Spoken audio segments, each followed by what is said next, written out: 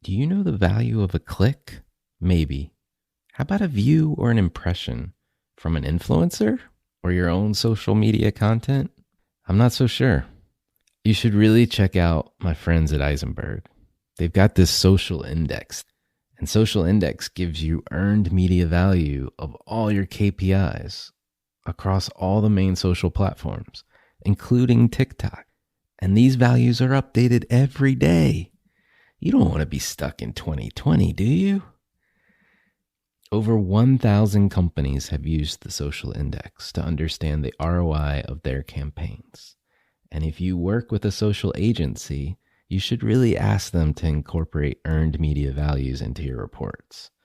Get your earned media value for social content. Visit earnedmediavalues.com. Again, that's earnedmediavalues.com. For all of us, it's about predicting where the consumer is going and getting half of it right.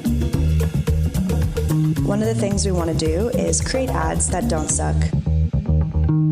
Embracing change creates great possibility. I'm Alan Hart, and this is Marketing Today. Today on the show, I've got a husband and wife team, Kristen and Philip Risk. They're both the co-founders of Frankly Organic Vodka. And on the show today, one, when we're recording, is their 25th anniversary. So happy 25th anniversary, guys. But two, we talk a lot about how they met, selling luggage and other types of consumer packaged goods, their backgrounds going from those early days in the sales organizations into marketing and many other twists and turns along the way, to how that brought them to founding a vodka company and what's unique about Frankly Organic Vodka.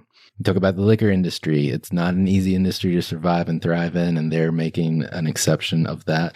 And we talk about their expansion and marketing plans, growing from 2 states in 2018 when they launched to 13 over the 2020 period and the pandemic, and doubling their business during that time. Their current expansion plans of going after 45 states and expanding rapidly. So I hope you enjoy this conversation with Kristen and Philip Risk. Kristen and Philip, welcome to the show. Thanks for having us. Thanks, Alan, for having us. Yeah. So it's not every day I get to have a husband and wife team on, and so this is going to be a fun show, I think. We have to start with how did you both meet? So shortly after college, about 1992, Philip and I met at our first real job, which was Samsonite Corporation. Philip was actually working in D.C. at the time, and I was in New York. And we were both at a sales training program in Denver, Colorado, which was the headquarters of Samsonite. Was it love at first sight, or were were you annoying competitors? Like, I'm just curious. What was the... Well, for me, it was. For me as well.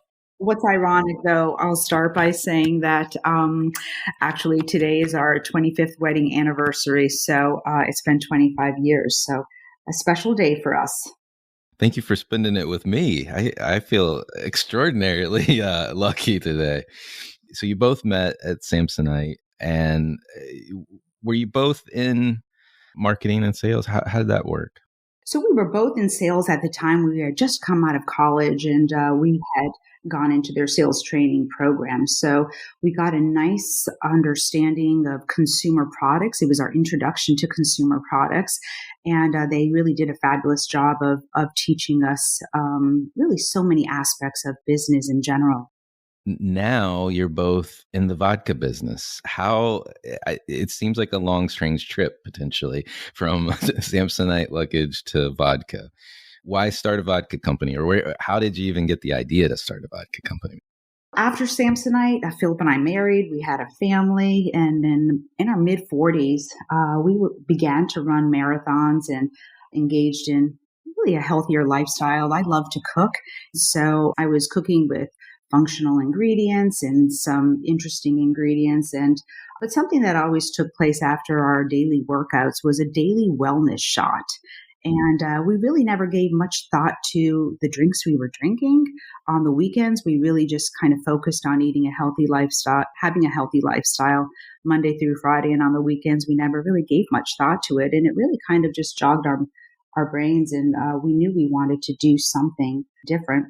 So, Alan, Samsonite really provided us a nice, strong foundation. We were both in sales roles, but it was a very marketing-driven company. And after Samsonite, really for the last 29 years, I go back and look at how many years I've actually been doing this, and it continues to surprise me.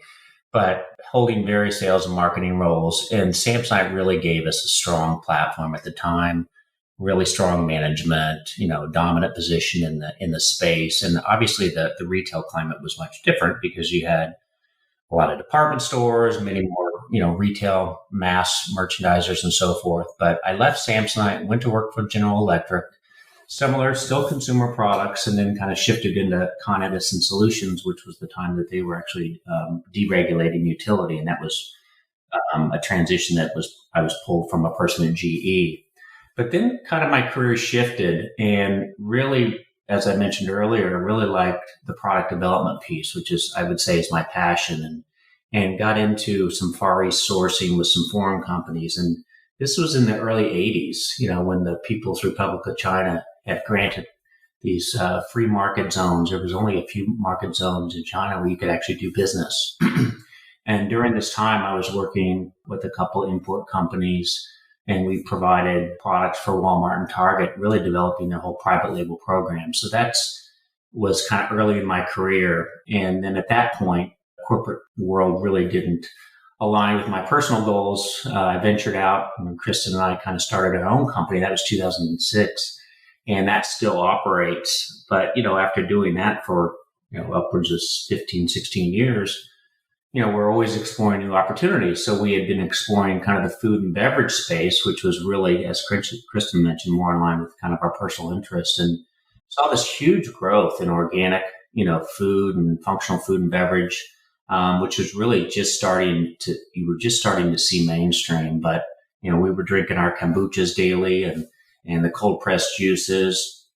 And then after researching a little bit further, we were kind of going down that path and kind of shifted into the spirit space after realizing that basically there were no organic spirits out there and there was absolutely no transparency in the space. So we kind of found it a little bit unsettling, not knowing really what was in the beverages we were drinking.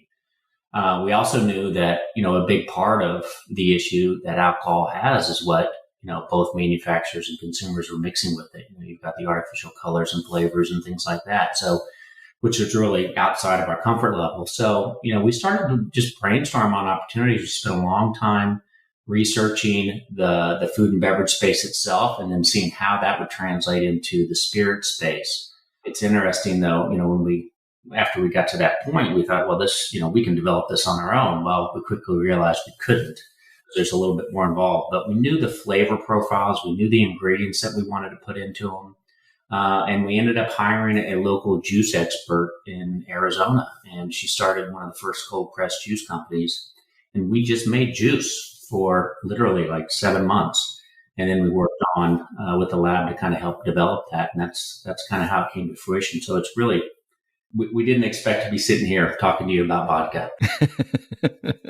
Well, it sounds like a nice story, so to speak, in terms of like later in life venture after the corporate world, doing it together, husband and wife team, building off of what your daily habits were already, with talking about your wellness routines, and focusing on ingredients of the things that you're ingesting yourself. I'm curious though, the notion about starting with juice, what was it? That seems, I don't know. I've never developed a spirit in my life, but like, why start with the juice part? Vodka space is what they call kind of your straight or original vodka. That's about 70% of the market. And about the same time, about 5 years prior, there's this huge influx of flavored vodkas, almost to the point where it was detrimental to the industry, because it started with one company putting a little bit of juice in theirs and kind of marketing it as, real juice. And then you saw all the brands come in, and it just really became confectionery, just kind of silly flavors. So when we tried these, we literally had all the samples, we did some focus groups to get feedback. And we realized that the baseline was so low with regard to having a really good product that somebody would really like. I mean, when you taste a strawberry, you expect it to taste like strawberry versus, maybe a Jolly Rancher or something like that. So we knew that that was kind of the spin, was the flavor aspect. It's very difficult to obviously differentiate an original vodka. And our whole push was pushing it towards the functional ingredients, the turmeric, the ginger, the maca root, and kind of creating that better for you alternative for consumers. Let's talk about organic vodka and just hit on the head of it, if you will. Like, what makes your vodka unique? Quite frankly, everything. I think the co-founders, and I also wanted to mention, we do have another partner. His name is Ken, and he was part of the development of the product as well. And his background came from the finance side of some other spirits companies. But all three of us really recognize, while in the development stage, that we had to differentiate the liquid in order to be successful. And so the first thing we wanted to do was create a functional vodka, meaning we wanted to use ingredients like turmeric root, maca root, wild cherry bark, and ginger root to create really deep flavored profiles. And then furthermore, we utilize all real fruits, roots, and botanicals as well. So our whole motto is we like real. And when you taste it, it tastes real, like Philip said. The second reason is that makes us different is that we chose to be fully transparent on our label. The spirits industry doesn't mandate labeling on alcoholic beverages. We chose to have our nutritional facts and an ingredient list for full transparency because today's consumers are more mindful of what they drink, and they also value transparency. And then furthermore, our products are USDA certified organic. And that is definitely a differentiating factor, which basically means we don't use any genetically modified seeds or synthetic pesticides, herbicides, or fertilizers. We also support organic farmers and engage in sustainable agriculture, which has a positive impact on our environment. And then I think lastly, which is really one of my favorite parts about Frankly, is our philanthropic mission, which is Frankly Loves Fido, and we give back 1% of revenue to animal welfare organizations. We use real ingredients, transparent label, functional ingredients, and our support of the environment and philanthropy. One of the, when we were developing this product and really trying to not be just another vodka, I mean, it's probably the last category you'd want to enter, with a Me Too product. The branding was really important. So we literally, when we're trying to figure out what are we going to call this, we spent about 5 months, multiple rounds of naming, and we ended up with Frankly Organic Vodka.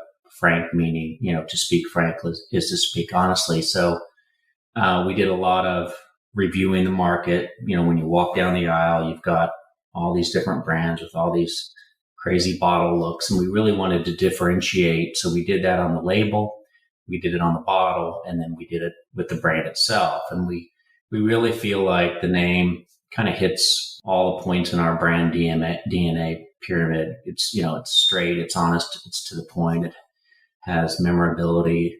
It's definitely different than anything in its set, so we got that ownability piece, and it's repeatable. So it's catchy, you know what I mean? And people find themselves, even when we're talking to people such as yourself, the word frankly comes up all the time. So it's fun.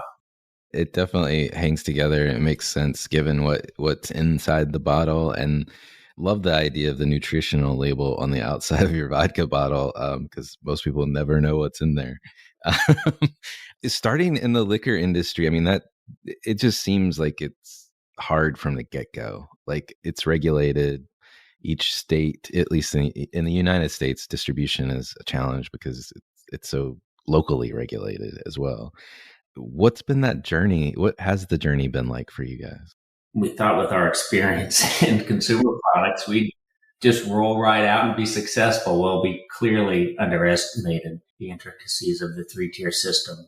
And more importantly, our reliance on our distribution partners, as well as, quite frankly, the simple power of the spirit companies, because they really do dominate this space. And then you take that a step further, you have to have an individual distributor for each state. So, where we're accustomed to working with a Walmart and you go into the stores and you're nationwide or regional or what have you, this is a state by state business. And, when your focus is on retail, you're reliant on distribution. You know what I mean? So you can't go to a Walmart if you're only in 2 states because they want you in all their states. So it's definitely been a challenge, the biggest challenge I think we've had. And then obviously also with the distributor themselves, when we first launched, we thought we were going to roll right out and everybody was going to want the brand. Well, in Texas, the 2 largest distributors both declined our brand. So here we are ready to launch. Everything's queued up and ready, and we didn't have a distributor. So we were kind of scrambling, and we ended up moving forward with a small wine distributor that first year. And, fortunately, we've continued to do a lot of the heavy lifting with regard to sales, because as a young brand. But we had a really strong launch and quickly outgrew their capabilities. And at the same time, we're noticed by the big distributors. So we were approached by both of them, and then we actually signed a nice national distribution agreement with Southern Glacier and really couldn't be more thrilled. So we're in the midst of kind of rolling that out to all their 45 states and kind of working closely with them to nourish that partnership as we continue our expansion plans. A quick message from our sponsor. As more companies embrace the advantage of hiring global talent, they are realizing that benefits are still very localized and constrained by national borders. That is, until Safety Wing decided to do something about it.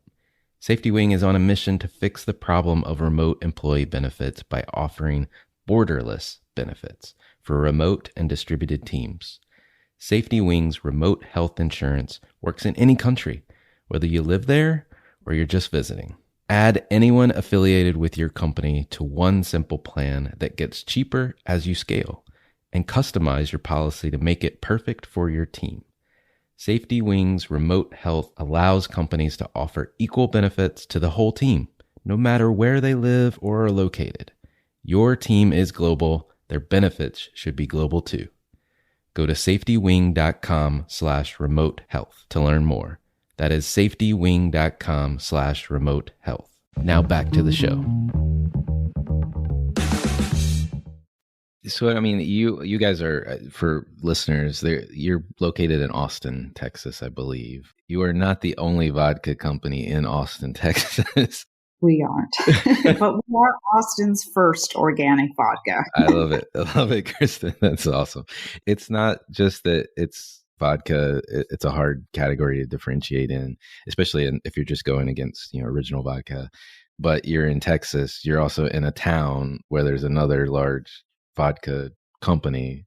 You didn't make it easy on yourselves. Well, we did, there was some rationale to Austin. And just so you know, there's also another very big, large brand in Texas as well, beyond the major one. So we're surrounded by plenty of friendly competitors. But, it also, for us, it was a market that allowed us to get the talent we needed, for our production.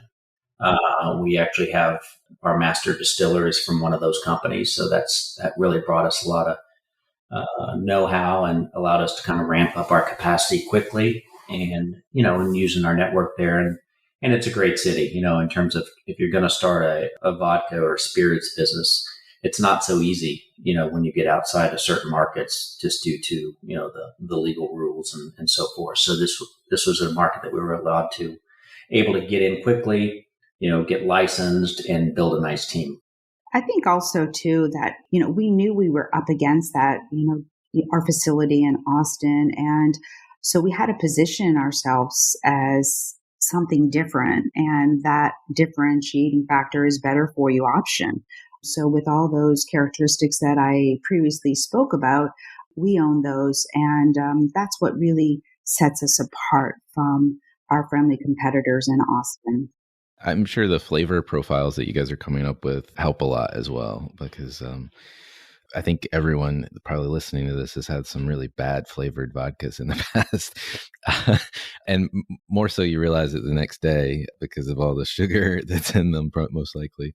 But it's an interesting concept that you guys have. You guys, you've got this product launched, you're growing. Tell me about your growth and expansion so far and where you are and kind of how you're attempting to get your fair share from the big guys. With COVID and everything that's been going on, surprisingly, the spirits industry was actually up 7% last year. A lot of that skewed more towards the retail segment, which was actually up 18% versus what they call the on-premise, which is your bars and restaurants, which is down. We launched in 2 states in 2018. In Q1 2020, which was just pre-COVID, we were in the midst of a 13-state expansion, which certainly, threw in some challenges in terms of rolling out into those 13 states when we were essentially shut down.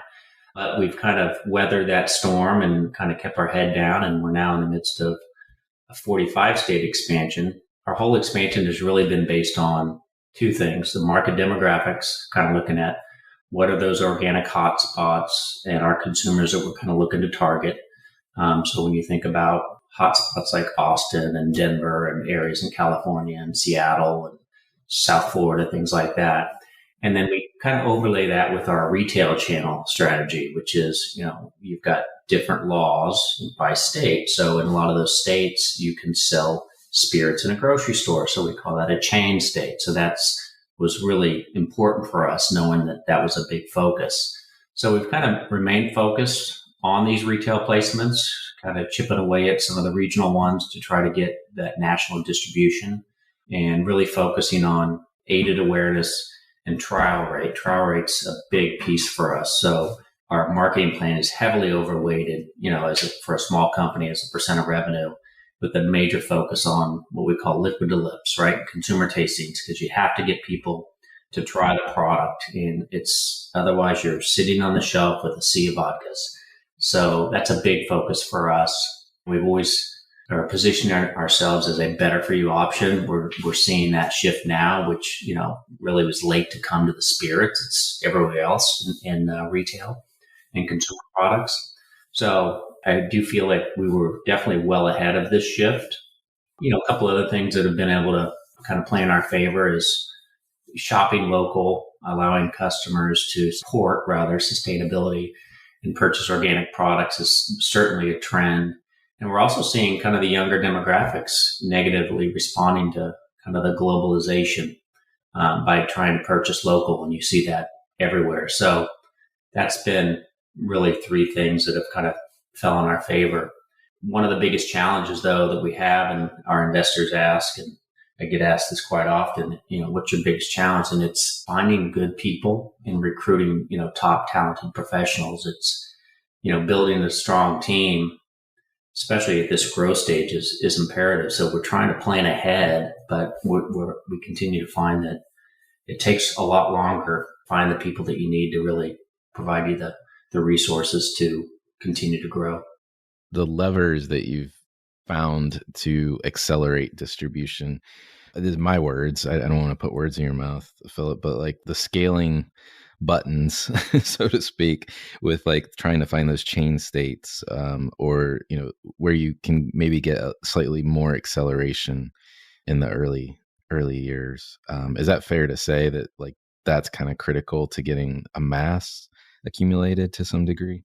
Yeah, absolutely. I mean, you have to win in your home state, right? So, that's always the focus. So if you look at, our marketing spend, our advertising plan, digital marketing efforts, heavily overweighted in Texas and, some of those earlier markets that we launched. And, because when you're launching the new markets, it takes a long time to get traction and placements and things like that. So as a small company with a limited budget, you have to put whatever funds you have to the best use. And we just try to always make sure that we don't lose sight of our core market. And I think also too, part of the growth and expansion, Philip and I, we come from the retail background as well. And so that is where our expertise is. And it's where the majority of our revenue comes from as well. That the off premise. And so I think that's something that has helped us grow as well. But I think really just grit and grind once we're in a state, like Philip said, the liquid to lips. And now that events are open and festivals, attending those and being able to be in front of a consumer and tell our authentic story and go through that tasting, we usually win over our customers that way because people are really surprised at how amazing Frankly tastes. To build on that point, Alan, it's common in this space to have the big spirit companies support, the large music festivals and events like that.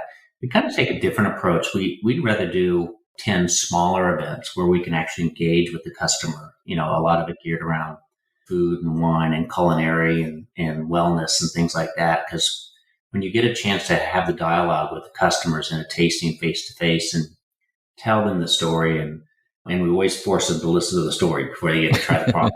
It's not just a free drink. You got to hear the pitch, right?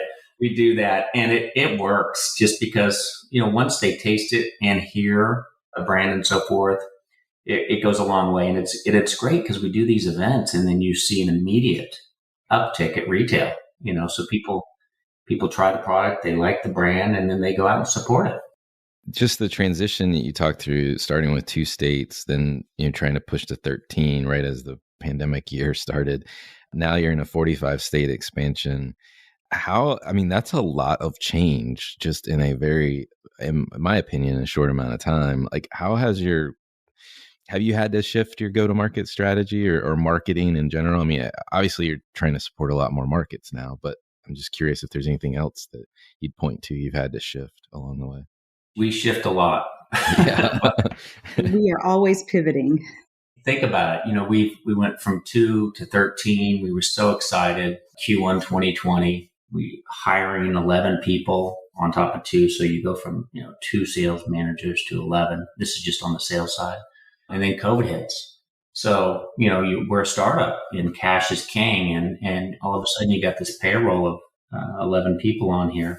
And, you just brought them on board, and then the world changed, and it was tough. But we stayed the course. We didn't let anybody go.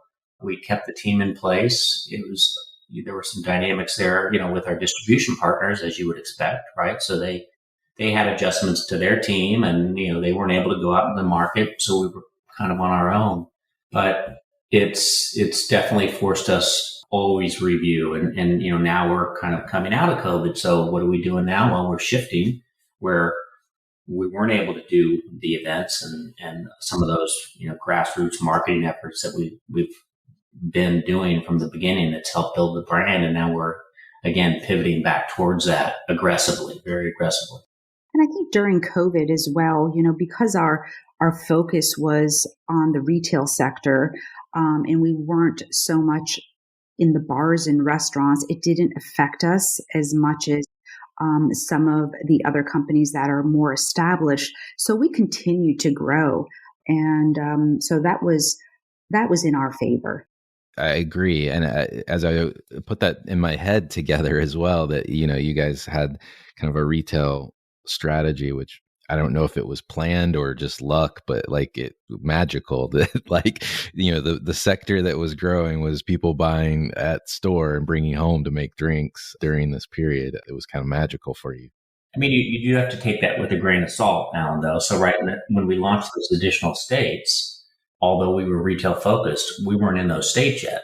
We were just trying to launch, and then those states essentially shut down. So that did put us back at least 9 months. We actually ended up still doubling our business in 2020, which is really positive, and even stronger numbers on the new account base and so forth. But you have to always be willing to shift, and we're always assessing. Now it's to the point where we're quarter to quarter, just based on, the changing dynamics and how imperative it is when we get new distribution to make sure that distribution is successful. That's only the first part, is getting on the shelf. And then what are you going to do? So that's really when it begins. And I think retailers were still planning their businesses, knowing that we were going to one day be in a better position. And retailers did notice us during COVID, and we were able to capture the attention of several of them, including a partnership, a national partnership with Whole Foods, which is really, that organic and natural grocer that is such a great partner for Frankly. It's a natural fit for the two brands to go together. If you're looking back on this experience that you guys have been on together, anything surprise you? Any lessons learned that going to start your next spirit company next week? What do you think? Looking back, I think things that surprised me, when you look at the category, spirits in total, and then, you've certainly seen, the huge growth in ready to drink, for example. So that whole level of convenience, and it's interesting because we were looking at kind of these ready to drink seltzers and so forth. And, this was 7 years ago. And, the numbers were just not good, but, that's turned the industry upside down. So now we kind of find ourselves in a position where we had a plan, to do that, but, the state rollouts and just simply the ramp up, we haven't been able to do that. So we do now understand how important that is, with regard to new product development, always having that channel of new products coming out with a roadmap. So that's something that we've definitely taken note of. This has been fantastic. And frankly, you're scaring me away from the spirits industry. I've always wanted to have my own, spirits company. I don't know why, but maybe it just sounds fun. But it's a lot of hard work, and you guys are making it work, and you're growing, and kudos to the success that you guys have had to this point. And I'm sure there's much more coming. But I want to switch gears and get to know you guys each a little bit more behind the scenes, behind the brand, so to speak. And one of my favorite questions, which I think I'll just ask both of you, is, has there been an experience of your past that defines and makes up who you are today? For myself, I grew up overseas in Italy, Taiwan, Spain, and Switzerland. I left the United States when I was 7, came back when I was 17. And I think being exposed to the world and being culturally privileged, it really opened my eyes to so many different things, whether it was food or drink, religion, cultures. All of those things have really molded me and really, I guess, really has defined who I am today. It really has had a positive impact on my life, and grateful for it. So I couldn't have asked for it. It was, it was part of my dad's job. I guess they say opposites attract, because my background's a little different. I was born in the Midwest in Indiana. And for me, it's really, my upbringing was just work ethic. You know what I mean? So I think that's been a key factor in where I am today. And, in terms of the willingness to learn on the job. So, every job that I took, I exploited those jobs to better understand all aspects of the business. My degree is in marketing, but, I started in sales, and I find myself kind of really focused on marketing and product development. So I think that's key, is to kind of look at where you go, throughout your career, and, the willingness to learn on the job and explore other options. You guys do sound very compatible with your experiences and backgrounds, rounding each other out in various ways. What advice would you give your younger selves if you're starting all over again? I think just living in the present, not always thinking about those next steps, and just really enjoying life, having awareness. We're both, now that we're in our early 50s, trying to reassess where we're at and identify what's really important. I think going back, really, and it kind of sounds, standard to say this, but really trying to follow your passion and not chase the money. I think it's so easy to begin in a profession, kind of remain in your field because you're moving up and so forth. But to have that foresight to really reevaluate where you're at and are you even happy, you know what I mean? And be willing to make that change. And you read more and more about that daily, where people have just decided that they may be hugely successful, but they're not fulfilled or happy, and they make dramatic career changes. During the last year, 18 months as well, I think a lot of people have reevaluated what's important to them as well. So it's not only a life stage, I think it's a worldwide thing right now that's going on. A couple more marketing-ish related questions. You're curious if there's a topic that, either of you believe that marketers should be learning more about right now. Well, I think we both recognize that the marketing field is ever changing, but the goal of gaining attention of consumers always remains the same. And that being said, I think digital marketing is one topic that I believe marketers need to learn more about. I am not an expert, I will say, in digital marketing, but I think the geo-targeting of locations and consumers are imperative. And then utilizing those analytics and to learn and pivot. Curious if there's brands or companies or causes that you guys take notice of on a personal level. If you think about kind of the inspiration for Frankly, with my wife being such an amazing chef and everything's from scratch and so forth. And so now you're really starting to see this whole shift towards kind of localized food driven by both small restaurants and farmers markets and so forth. And we just absolutely love, going to the farmers market and literally buying as much as we can from there for the week.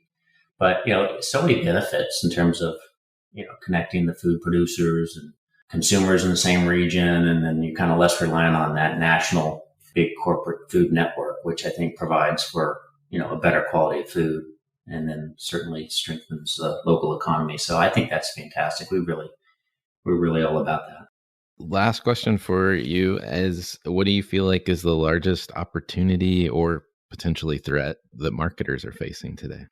Today's consumers, they're definitely demanding. They want to clearly embrace the company itself, their ethos, and they want to know how the product's made, and they want to know what is their social responsibility and who's behind the brand and transparency. So I think it's really important that marketing leaders and entrepreneurs, they do their due diligence early in the stages of kind of defining their marketing strategy. And this, whether this is a product or service, it doesn't really matter, but, focusing on the consumer and really finding a way that they can differentiate. I don't think in today's climate that you can do a Me Too product anymore. I think it really has to be unique, because especially with, the way the global world is opening up, with China and so forth, it's you can quickly find yourself just in a price game. So really making sure that you're spending the time and effort, not only on the product, but also on the message and the cause.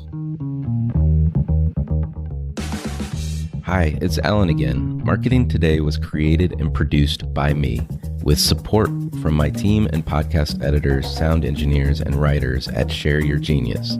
Find them at shareyourgenius.com. If you're new to Marketing Today, please feel free to write us a review on iTunes or your favorite listening platform. Don't forget to subscribe on marketingtodaypodcast.com and tell your friends and colleagues about the show. I love to hear from listeners. You can contact me on marketingtodaypodcast.com. There you will also find complete show notes, links to what was discussed in the episode today, and you can search our archives. I'm Alan Hart, and this is Marketing Today.